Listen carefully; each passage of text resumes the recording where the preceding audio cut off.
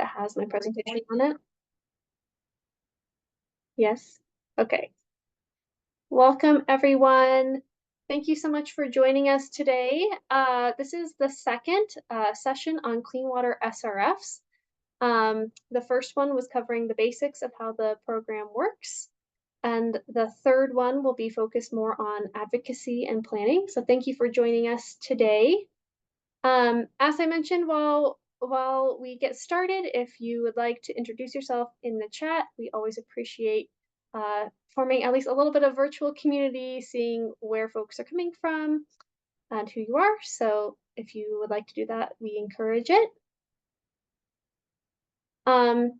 And today I am so pleased to be joined by two wonderful guest speakers. My name is Erin Kanzig. I'm the Drinking Water Program Director at River Network.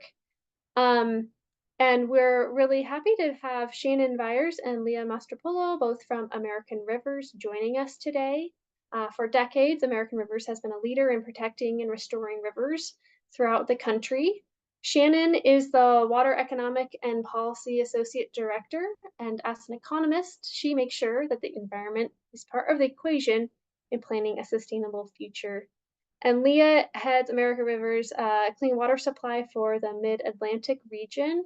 She partners with governments and nonprofits all along the East Coast to create programs that reduce pollution to rivers and improve the resilience of communities in the face of climate change. They both bring a lot of expertise around the Clean Water SRF program and are going to specifically be focusing on green infrastructure opportunities, which I know is a big topic of interest to many advocates around the country. So we hope you'll find this presentation useful. An hour goes by quickly. We're hoping to have some time to do a short activity towards the end, as well as opportunities for Q&A and discussion. But if you have questions as they talk, feel free to put those in the chat and we will make sure to do our best to loop back to them at the end. Before I hand it over to Shannon and Leah, I'm just going to do a very, very brief recap on where this session is coming from and what we covered in the first session. So this three-part series is being put on by the SRF State Advocates Forum. River Network is one of 4 co-conveners of the forum, along with Policy, Link, Alliance for the Great Lakes, and EPIC.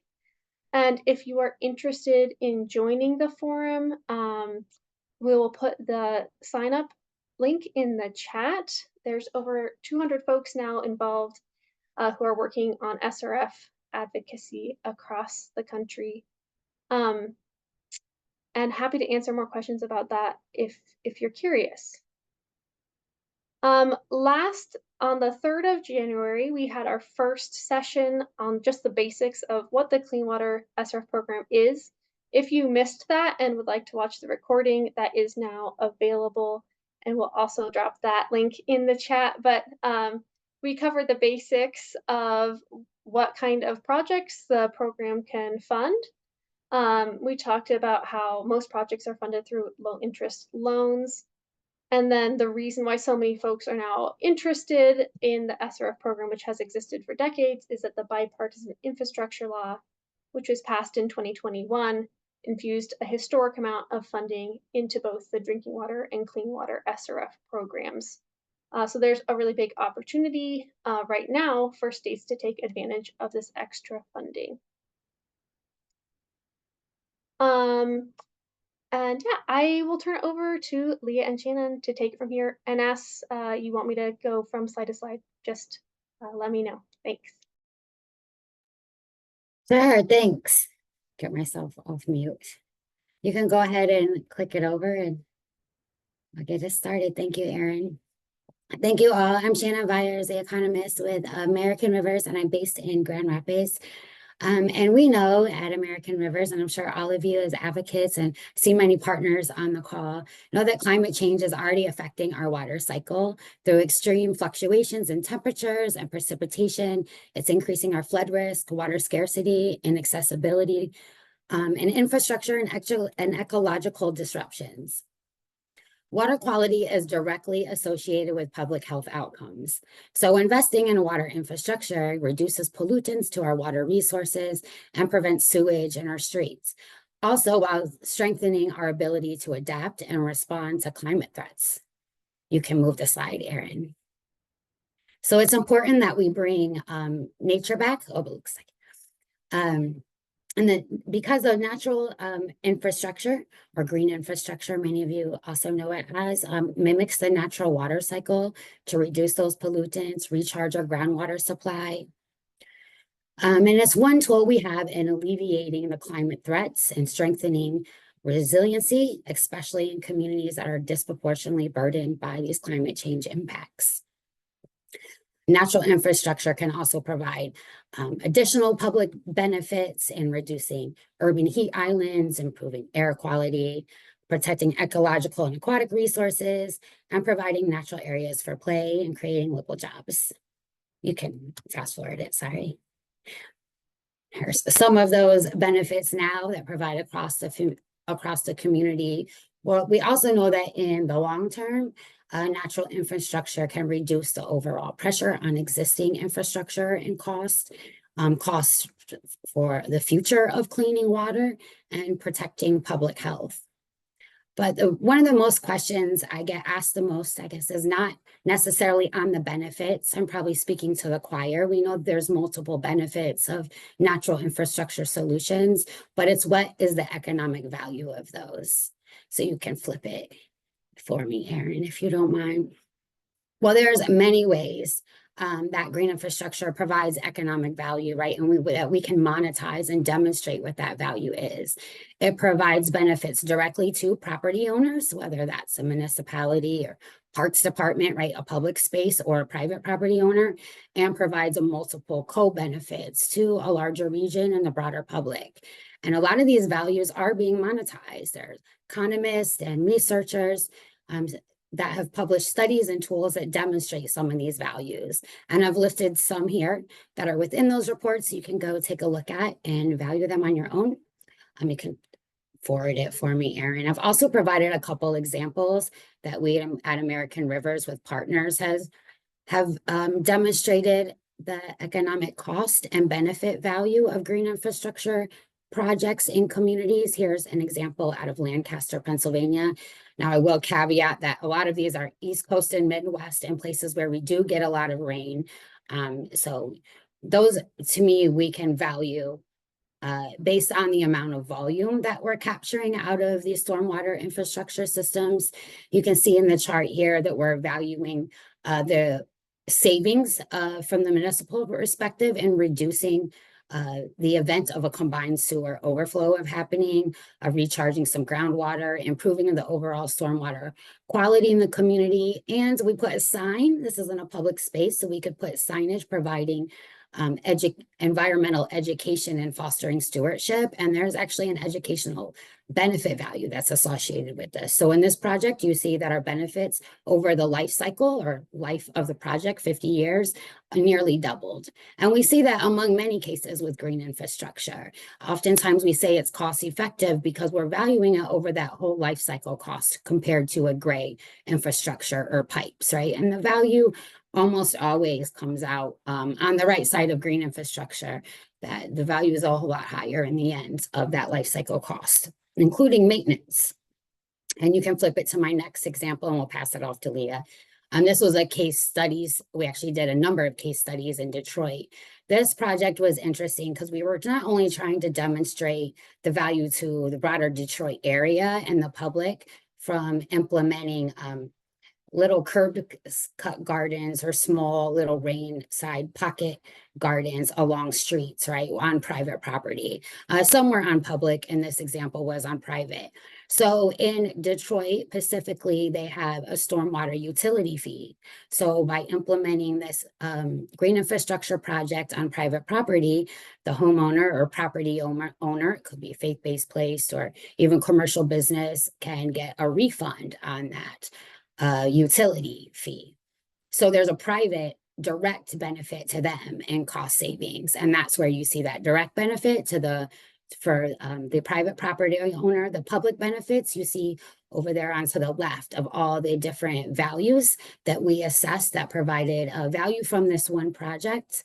And then you have the regional impact. This is because of the investment in construction also leads to direct and indirect investment, economic benefits within the region, right? So as because construction companies are buying up the materials and parts they need locally, and their employees now have discretionary money and can go shop at restaurants and Walmart. Those kind of things add up into the economic impact. So one job can actually lead to a multiplying effect throughout the region, and that's why you see a large amount of value.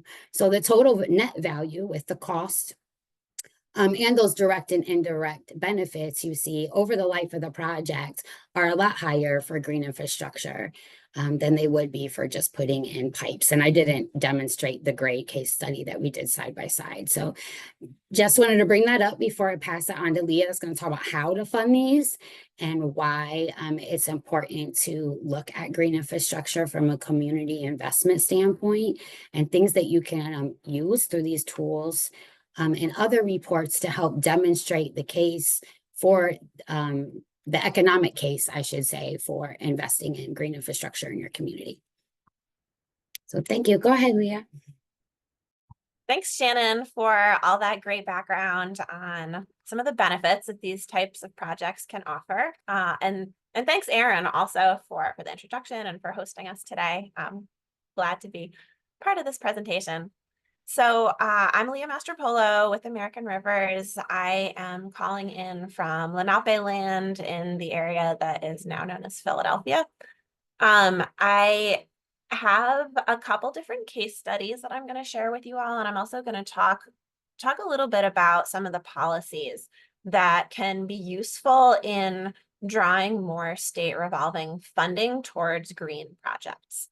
But first, I'm just going to give you a little bit more background on the types of projects that the SRF programs can cover, because I think, traditionally, these state revolving fund programs are really known for doing what they do really well, which is funding wastewater cleanup projects, at least, and drinking water, but in the context of green projects and the Clean Water State Revolving Fund, I think it's really known as wastewater programs traditionally, but the SRFs can do a lot more than that. They can fund planning work, which a lot of people don't realize. And so things like adaptation and mitigation planning, all the work that it takes to integrate a water resource plan to bring together your stormwater and your wastewater and your non-point approach to projects, all of that can be funded through the SRFs.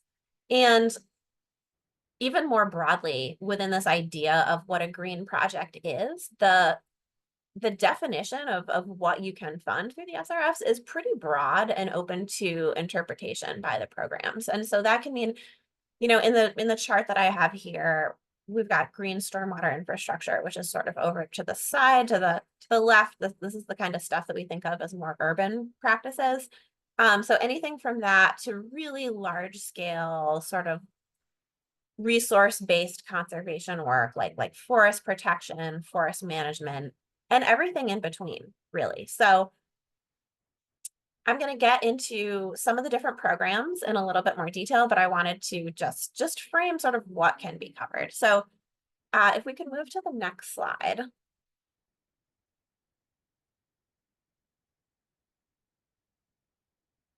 So in 2009, the American Recovery Act set this requirement that 10% of the Clean Water State Revolving Funds would be set aside for what they called a green project reserve. And that is categorized as in four sort of buckets of types of projects. So that can be green infrastructure or nature-based infrastructure, which is sort of how I think of it. So the types of projects that I listed on the previous slide, it can cover water efficiency, can cover energy efficiency even, which, is for like treatment plant operations. And then it can also include anything that's really considered environmentally innovative. And so this 10% set aside can be used, for all sorts of projects that are green in some way. It's important to note that just because we call it the Green Project Reserve doesn't mean that the projects are green in the sense that they're nature-based or that they have plants. A lot of the Green Project Reserve set aside actually does go towards water efficiency and energy efficiency projects. So that's just sort of something to keep in mind as you're thinking about how these programs play out across the country. But you know, within that Green Project Reserve, it can cover planning, design, or construction of any of these projects. And historically, investments in the Green Project Reserve have really varied pretty widely from state to state. There's some states that, you know, have gone above and beyond the 10%. There's many states that haven't met it. It's not a regulatory requirement or sort of a guideline. And so there's a lot of difference in terms of how these programs get implemented across the country. I will note that with the passage of the bipartisan infrastructure law in 2022, that legislation renewed this 10% commitment to the Green Project Reserve. And I think we'll get to this in a second on the next slide, but I think that we're starting to see more investment in green through all of that new funding, just partly because there's so much more money to go around. So if we can move to the next slide, I can share some of the numbers that we're seeing so far. So as of 2016 through 2020, so which is sort of like pre-infrastructure bill, the most recent infrastructure bill, about 3% overall clean water SRF money was going towards green projects. And that's all kinds of green projects. In 2022, the Green Project Reserve made up about 9% of the overall clean water SRF awards, which is great, which is a big uptick.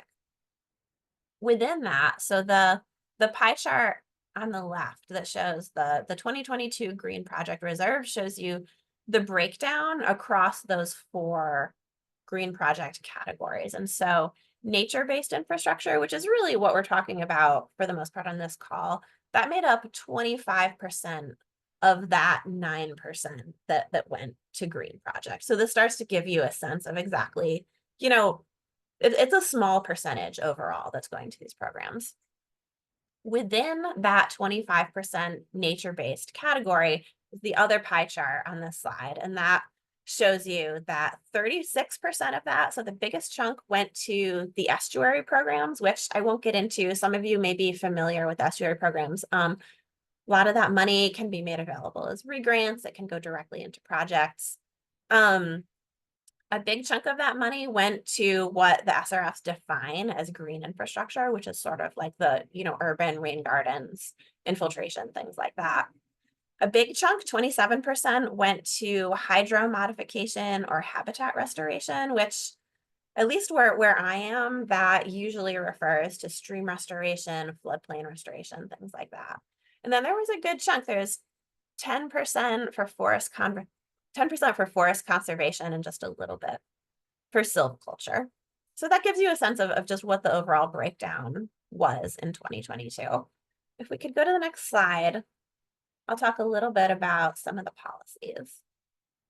So there's a lot of different ways that states have sort of adjusted their policies to make it easier to get SRF projects or to get SRF funding out to green projects. So often green projects don't have a dedicated repayment source, and I'll talk a little bit more about that later. But in the case of, you know, something like headwater protection, there isn't a water utility, there aren't user fees to repay that money. And so the states need to be willing to accept, you know, creative approaches to how the loan will be guaranteed and repaid. And so some things that places have done, California is one of our case studies. I'll talk a little bit more about that, but they've allowed loan repayment to come in from things like sustainable timber harvest or carbon credits or even fishing licenses in some cases. Another thing that states have done in a number of places is just take some of their additional subsidy and set that aside, either as interest rate discounts or as partial grants for green projects. And so Ohio's done that, Pennsylvania's done that, other places. Sort of related to that, a number of states will establish a dedicated non-point source program with it. So, projects that are coming in that aren't associated with a specific permit or a specific point source have a different channel of being evaluated. So they wouldn't be evaluated against, say, like a combined sewer overflow reduction project, and they would be treated separately. And some states will then use like 319 money. So money that's not associated with a permit to fund some of that non-point source work. There's also been some states that have set up programs that provide bridge funding, which is basically, if you have a conservation project and it takes time to pull together a funding package for it, a bridge loan from the SRF would let you fund that or purchase the land in the short term and then repay it with the money that comes in, like, in a relatively short, like 4 to 5 year period of time. And that's one of our case studies as well. I'll talk about that. Another sort of strategy is just allowing private entities to apply. And I think, I don't know, I sometimes have mixed feelings about that, but I think that because so many of the entities that want to see green projects built are NGOs, so private organizations, if private entities are excluded from being able to apply for SRF funding, that eliminates the sort of whole NGO community that might come forward with a good project. And then finally, there's this idea of sponsorship programs, which I'll get into on the next slide. And these are one of the ways that I think states have been most successful so far in funding green. Thanks, Erin. So this looks like a really complicated chart. A sponsorship program is actually not that complicated. It just means that a traditional SRF applicant, like a wastewater utility or some sort of utility entity, would apply for a traditional project, and then they would be given some sort of interest rate or fee reduction. And the difference in their expected rate versus their reduced rate, that money would be set aside to go to a green project. So that could be a project that they would implement, or more commonly, it would be given to an implementing partner, like a community organization or an NGO, that would then do that project for them. And this was piloted in Ohio many years ago, I think, but it's caught on in other states. Vermont has one, Iowa has one, Delaware. I think there's a number of other places that use sponsorship. It basically creates a grant for green projects, which wouldn't normally be possible through the usual SRF channels. It works well for smallish dollar amounts, which is often what green projects are. This isn't like, you're not going to fund like many $1-million projects through a sponsorship typically, because it's a small fraction of what the bigger utilities application is. So it works well in like the couple $100,000 range, I think, typically. And I guess maybe the trickiest thing about a sponsorship is just timing the project. And so if a community group has a green project that they would like to find a sponsor for, they need to time the request such that, they know that their utility or whatever their sponsoring entity would be, that they're actually going in for, a traditional application at that point. So I think that can be a little bit challenging unless it's something where the state, and I think states that have been doing this for a long time, like Ohio, have sort of a pipeline of green projects and they can attach them to sponsors and things like that. But when you're trying to build something like this from the ground up, I think timing could be pretty tricky. And then I guess the only other thing that I note about sponsorship programs is that because the money is going to often an NGO as a grant, it's usually drawing from a pretty small pool of the additional subsidy, which is like the free money part of all this, that could also be used to address affordability issues. And so it's really important, I think, that this sort of work is driven by local priorities, and that when a green project is implemented through a sponsorship like this, if it is going to take some of that additional subsidy, that it's really clear what the benefits are to the ratepayers that are paying money into the sponsoring utility, that everyone is going to be benefiting from these types of projects. We can change to the next slide. So I think a similar end result to sponsorships could also be achieved through something called program financing, which I think California is starting to do really well. Other states do this, but basically it's a long-term agreement when the SRF basically agrees to provide a series of major investments to a utility that has identified a really significant need and demand for support. So that kind of financing comes with a lot more flexibility over how the utility can spend the money. And so it can go towards planning multiple projects. It can go for a mix of different kinds of projects, green projects. I think it can go for partnership projects. An example would be that, the state of California, one of the graphics on this slide, they passed legislation, I think in 2015, that acknowledges that headwater protection is a kind of infrastructure. And so if you're so SRF money can be used in California to fund traditional infrastructure or headwater protection, which is also infrastructure. And so these bigger program level approaches to funding just give a lot more flexibility and sort of time freedom, I think, too, that to let a utility develop a much more integrated approach to bring together their wastewater and their stormwater and their green projects. We can move on to the next slide. So I have 3 examples here. The first 2 are traditional forest conservation, and the last is an example of some more urban projects here in Philly. I guess all of that policy background aside, every state is really, really unique, which you will find as you sort of dig into, how things look in your own state. So these are little snapshots that I'm going to get into here. I don't know that, there's a corollary to every one of these examples, in a lot of other places across the country, but these give you some ideas of how these programs can work. So this first one is an example from Vermont. Vermont has a sponsorship program, but that is actually not what this example is going to cover. This is an example of how they used bridge financing to secure headwater land for private conservation. So this Hunger Mountain tract of land came up for sale in, I don't know, a little bit before 2020. It was critical land for protecting the drinking water supply, and the state had been wanting to protect it for quite a long time.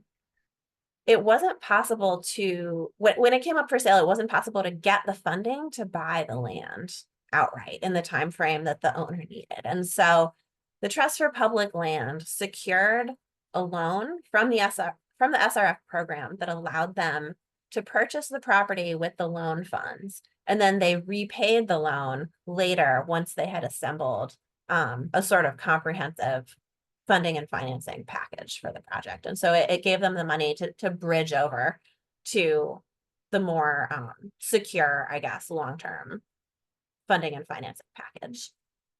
And so that kind of strategy is great for places where there's a lot of demand for land conservation and where there's solid pathways for grant support. So like places where people are able to come up with ultimate funding for the land protection projects, and all they need is this bridge to sort of get them over the line. Since this project, Vermont has gone on to formalize their bridge loan program, which is called the Natural Infrastructure Interim Financing Program. This is just one example. There's been other projects like this. Like I said, they also have a sponsorship program. Vermont is also doing some really interesting things to support floodplain restoration. So if anyone is interested in this, I recommend sort of checking out their program a little bit more. But I will, I'm keeping an eye on time here. So I'm going to move on to my next example, which is a land protection project in the Lower Klamath watershed in California. So I mentioned earlier, California has done a lot for headwater protection and land conservation related to protecting downstream drinking water sources. This is one of the older projects that I looked at. This dates back to 2011. And the Yurok tribe received almost $19 million zero interest SRF loan to purchase and manage over 22,000 acres of forest land along the lower Klamath River.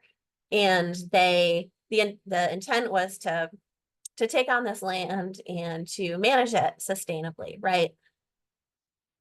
So no clear cutting, they would decommission the roads, and they would restore the place as a salmon sanctuary to restore traditional cultural practices on the land. And unlike the Vermont example, there's one sort of applicant and implementer here. That was the tribe, and they needed long-term financing and a revenue stream to pay it back. And so they were able to use, I think originally they used sustainable timber management to pay back the loan, and I think then transitioned ultimately to using forest carbon credits to repay the loan. And I think that since then, the state of California has gone on to pass this legislation that I mentioned earlier that designates this kind of headwater protection as a type of infrastructure. And that's opened up a lot more funding for this type of work.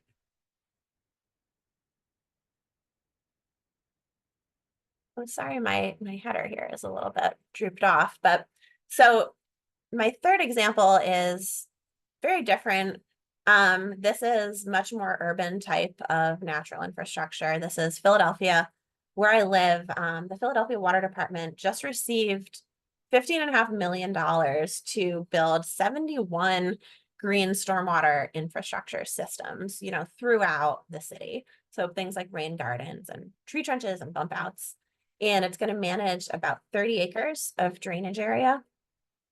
And like the Klamath project, so this is a loan that will be fully paid back by the borrower. So in this case, it sort of fits in with the traditional, I think, SRF model, which is the project is done by a utility, the loan is taken out, and then it's repaid with a steady stream of revenue from the ratepayers. So what you don't see here, I mean, this type of thing works great with the SRF model, right? What you don't see here is that the Philly Water Department really began the process of integrating green into their infrastructure planning process, like back in 2008, 2009. So this builds on a ton of work. And so green is part of their consent decree, it's part of their regulatory deliverables. And so for this case study, I think the model that you would look to replicate isn't really, a particularly innovative approach to SRF policy, but really a utility that prioritized green projects as infrastructure and is using it to meet their compliance requirements. And so taking this idea of green and sort of fitting it into a traditional infrastructure model. I have one last slide to just wrap up. So I think what these case studies really illustrate is just sort of two different pathways of how nature-based projects can receive SRF funding. So one way is for the SRF program to really change their policies to promote green projects. And that can be necessary to support, non-traditional, non-point source projects that don't have a dedicated source of revenue. And those are also typically projects that aren't associated with any kind of regulation. The other way is for utility to prioritize nature-based infrastructure and make it fit within the traditional sort of SRF project development model. And that's getting a lot more mainstream, I think. I think that we're going to see more and more projects that do that, especially for CSO communities where there's this long-term commitment to invest in green. And so those are just things to keep in mind, I think, as advocates, as we want to see more green infrastructure. There's sort of, an ask at the state level for a different type of program. And then there's the work with the utilities to put together requests that incorporate green and sort of fit within the structure that already exists. And I think that ideally both of those things would happen to really institutionalize a nature-based approach to water infrastructure, and also to make sure that upstream and downstream communities can all benefit from this work. So I will leave you all with that. That's the end of my presentation. I'm going to pass it back to Erin, who I think has a little bit of an exercise, and I think we'll take questions after that. Yeah, thank you so much, Shannon and Leah. I hope you all found that super informative, and I hope you have some questions and follow-up to ask. But I just want to briefly get our minds focused on each of our own particular contexts. So we're going to do a quick exercise. I don't think we're going to spend a full 15 minutes here because I want to make sure we have time for discussion. But at least to just get the first part of this activity started. Some of you may be super familiar with your state's Clean Water SRF program and how it works, and others may have never looked into it before. So recognizing that there's a range of experiences on the call, I wanted to just flag that there is a resource called the SRF Switchboard. The Southwest Environmental Finance Center created that, and I think Shelby just put that in the chat. But if you go to that switchboard, which I think I'm going to go ahead and actually open up and share on my screen. Now I can't tell if I'm showing this one or not. Just a second. Okay, so the switchboard has a map of the United States, including Puerto Rico over here at the bottom. If you click on your state, I live in Michigan, so if I click that, it'll open up sort of a list of different resources from your state. You will notice that this is a little bit outdated. It doesn't have 2023 and certainly not 2024 on it. If that's the case, you can use a good old web browser search, Clean Water SRF program, and the name of your state, and hopefully it'll pop up. But one of the things that I want to encourage you all to take a look at is your Clean Water State Revolving Fund project priority list. So this one, again, is outdated from 2022, but it can still be a useful example. If you're just wanting to see get an initial sense of how your state is funding green infrastructure projects or not, or if it's really hard to tell, which might be the case. And this is just to sort of get us thinking as we go into our third session, which is going to be on the 31st. Janet Pritchard from EPIC will be joining us to talk about some different types of advocacy. And Leah mentioned sort of those different ways in which a state policy and also just having leadership at the utility level can really help increase the number of green infrastructure projects that we're seeing funded. But I encourage you all to open up that switchboard and try to poke around in your state, see if you can find a project priority list, and that will include a whole bunch of columns typically, and there should be a project description that, again, like there's a lot of letters in a row here. You might not know what that means. But there may be some state examples where they actually have a column indicating projects that are getting funded through that green project reserve that Leah had mentioned, or it might otherwise give you some sense of what that funding is going towards.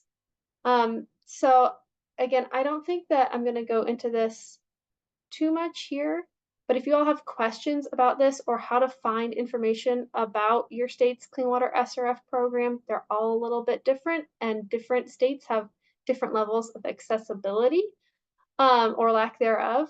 Feel free to reach out, but we'll be digging into this more in that final session. And I think for now, I will open up the floor to you all to ask Leah and Shannon your questions. I'm going to stop sharing my screen so we can see each other.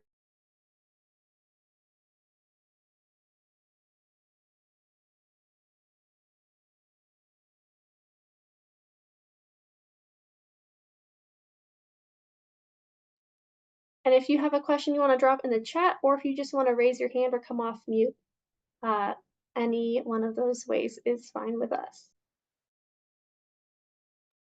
I will say, Erin, as folks are like thinking and processing all the information we just kind of threw at them. One thing you pointed out about that tool, about the dashboard and looking up your own state funding and not only what types of projects they're funding, if that's discernible, but who's getting the funding, right? Is it the same municipalities getting the funding year after year? Is that funding going to the communities in your state that are most vulnerable to climate issues?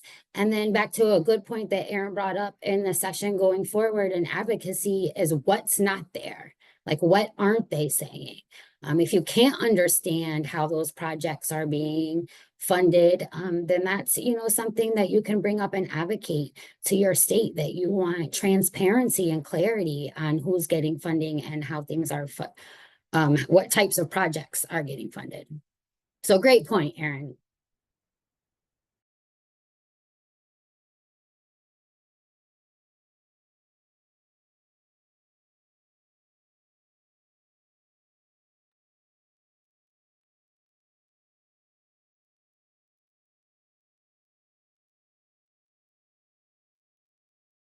Any questions, or were there any questions previously in the chat that I didn't see? Oh, here's one from Lizette. Lizette asked in the chat, what challenges have been met with funding matching, if that applies to your state?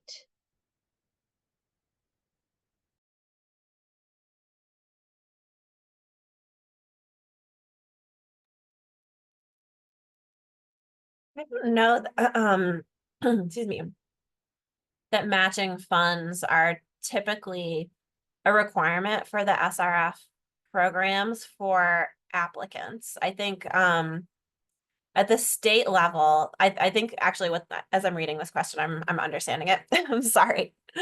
At the state level, the state government needs to match a certain amount of their federal allotment each year. And that is something that I don't have good resources on hand for like which states have had a lot of trouble with that. I think I work for the most part in the mid-Atlantic, and I think we have been fairly successful at being able to provide the match to get the money out the door. Partly, I think, because we have the Chesapeake Bay program here, so some of the states that where it otherwise might be challenging. But I don't know, Shannon, if you have a better sense of that in the Great Lakes where you work, or I'd also invite others on the call maybe to share their experiences. It's a really good question. That's a great question. I think I'll tee up for my next conversation I have with SRF staff, because I haven't heard about it on the state end. I hear more about the match from municipalities, particularly small and mid-sized municipalities that don't have that payback stream that Leah was talking about. Or they just don't have the money in their capital budget. There's multiple priorities going on in their communities, particularly in the Great Lakes. They're dealing with coastal flooding and lead pipes and PFAS, along with affordable housing and all the other community needs.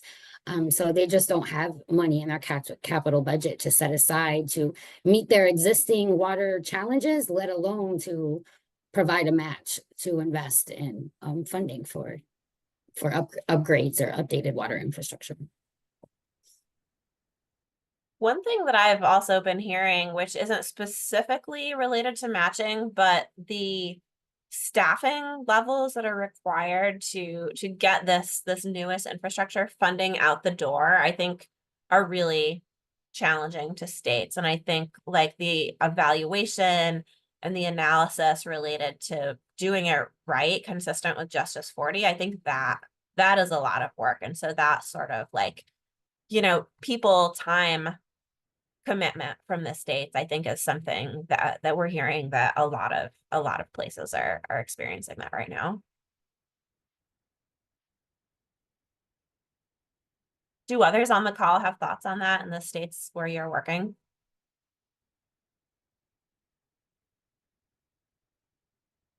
Yes, this is Yasin Shabazz in Mississippi. So that is a frequent comment. That the state just isn't willing to provide the match that Not they enough need. staff, not sufficient staff. Mhm. And it's also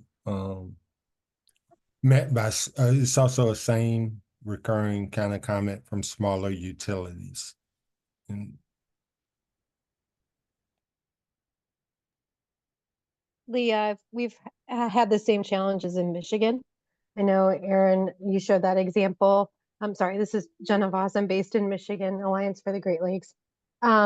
Staffing challenges in the administration of that amount of money, it has been a challenge for Eagle, but also in conversations with them, they aren't seeing the applicants for the Green Project Reserve and for green stormwater infrastructure. And in their communication with municipalities and utilities, the challenge really is, as Yasin just said, on their side too. They don't have the staffing. They can't raise fees because of the Bolt decision. So there's a lot of challenges on making the match in both the staffing and the funding side. That makes a lot of sense. Yeah, that resonates. I think that I don't know. I would guess that some of the states that have been more successful with green projects have, for whatever reason, a little bit more internal staffing support to do that sort of project development and like matchmaking. I think I read that the state of Vermont actually goes out and proactively looks for good green projects and then assigns them to a sponsor or like asks a sponsor to come forward and take on that project. And I think that having that kind of capacity can be really like transformative to getting the projects connected, because if it isn't coming from the people who really know the program well, I think it can take a really long time and be really challenging to put an application together. Hi, yes, this is Lisa again. Sorry, I just had a question. If any other states have any programs or assistant methods for kind of smaller entities to applying for these grants, because I feel like a lot of the people that need it most kind of don't have access to how, and I think this was discussed previously, how to kind of formulate an approach to green infrastructure and implementing it. You have to hire an advisor or an engineer or something of that nature. And if there's anything, if that is funded through 319 or other avenues, and how that's applied to this. Yeah, I mean, I would think that the water technical assistance programs through EPA would be able to be supportive with that. They're not dedicated to green projects. And so I think they typically, a lot of that technical assistance is in response to requests from the utility or the municipality. And so if that entity isn't asking for green projects, I think that maybe, you know, I don't know that they're doing the sort of like matchmaking between green groups and utilities, but I'm hopeful that with all the new technical assistance that's available now, that there will be just a little bit more capacity to do that project development work that is needed for green, because it's a ton of work. I'm not aware specifically of programs that are dedicated to like pipeline development for green projects.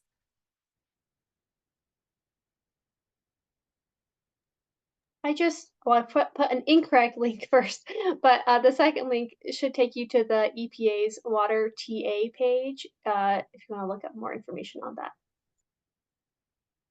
I would say yes, to echo Leah, your region EPA Technical Assistance Center should be there to support you. So reach out into your region to find out who's helping to facilitate that support. There's also the Thriving Communities Technical Assistance Centers that are getting up off the ground, and they may be able to offer some support, hopefully coming up this year to communities and applying and just pulling together priority projects. But back to the original question of like, what do small and mid-sized municipalities do? outside of like the big SRF funding. And in Wisconsin, one thing that they've pulled together through the SRF program is like a regionalization fund. You can do it as a loan, same thing, particularly like with the SRF, but instead of one municipality applying, you can have, it's multiple. So it's like 2 and 3 municipalities in the same watershed would apply together for the loan. And that's alleviating the capacity on one individual municipality, also the payback, the match, like all those things are distributed across more than one. I don't know that anyone's really like taken the bite on that. I think there's a lot of, you know, politics in sharing between municipalities. They're not quite there, I think, as seeing it implemented, particularly for green infrastructure. But those kind of things you can see if are available, if there's regionalization grants or loans through the SRF program. And there's always incentive-based approaches like stormwater credit trading we're doing in Grand Rapids, and encouraging green infrastructure through different kind of built-in markets within your community outside of SRF loans. But that's a whole nother conversation and segment for this workshop series.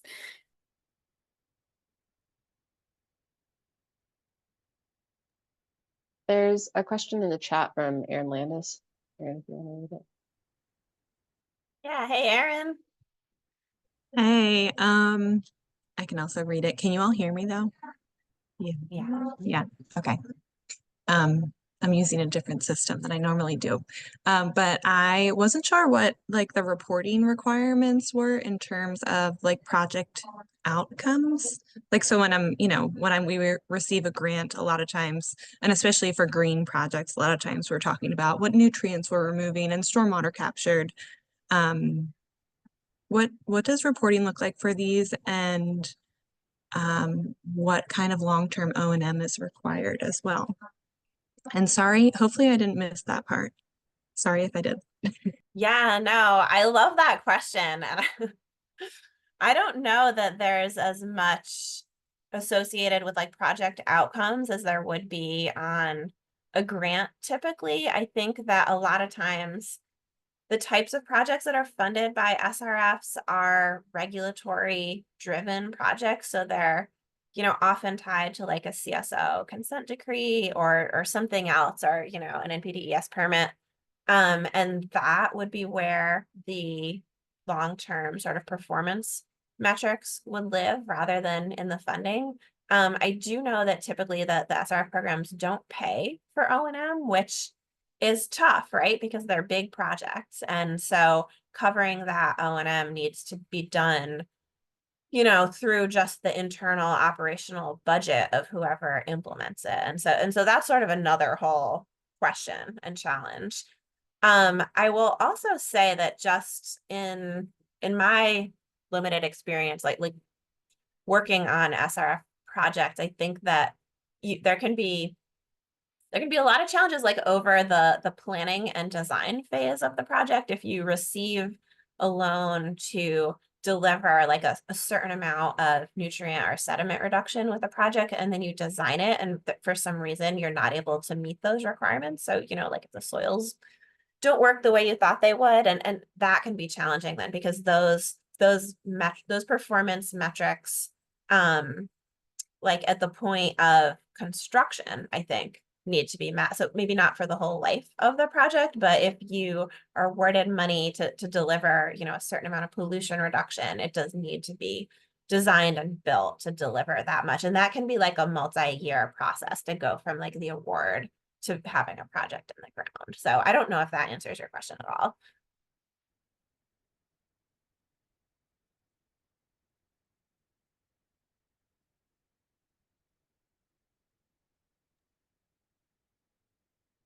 All right, I don't want to cut off anyone. If you have a burning question, please put it forward. But I also just wanted to quickly launch a Zoom poll with the hopes that we can get a little bit of feedback before our final session that's focusing on advocacy. So some of these questions are coming for like, do relate to how your state program prioritizes funding, thinking about like other creative solutions to having ongoing costs covered, for that, operations and maintenance, things like that. All great questions that I think that we'll want to come back to, but this is just a general poll to see what we want to try to focus on in our final session. So I see folks are answering it. Awesome. And if there's something that you want to talk about related to advocacy that's not listed in these 4 options, please feel free to put that in the chat too, so that we can consider it for the next session. And Shelby, if you could go ahead and put in the chat the registration link to that, if y'all haven't registered for the final session and would like to, please do. Also, feel free to share that widely. We will be sharing the recording from today along with slides and any resources that were referenced in a follow-up email in the next week or so. And we also would so appreciate any feedback through an evaluation survey that we'll put in the chat as well, as we continue to always try to improve the ways in which we are offering these learning sessions. So if you could take a few minutes to fill that out, we'd greatly appreciate it. So I'm going to end the poll. It looks like we've got a high interest across the board on these topics. So that is informative, I suppose. We'll try to cover as much as we can in that one. And then I'll also just plug that if you are really interested in digging in more around SRFs and haven't yet joined the SRF State Advocates Forum, that is a community of practice where folks that have been working on SRF related things for years and complete newcomers are all welcome. We encourage you to join. We have a mobilized group and online community where people often are sharing and asking questions. And we also have quarterly national calls. And our first one will be coming up, I think, in February. So please join the forum if you haven't. I'm going to stop sharing these results and get this out of here. And I just want to say so much gratitude and thanks to Leah and Shannon. I don't know if you two are comfortable with sharing your email address, but if you want to drop those in the chat for folks to follow up with you going forward, I'm sure that we would all appreciate that. And thanks everyone for joining us today. Take care. If I'm forgetting anything, Shelby or Campbell, chime in. Thank you, Erin. Yeah, thanks everyone for being with us today, for listening. Take care. Thanks. Yes, Everyone. thank you all. I just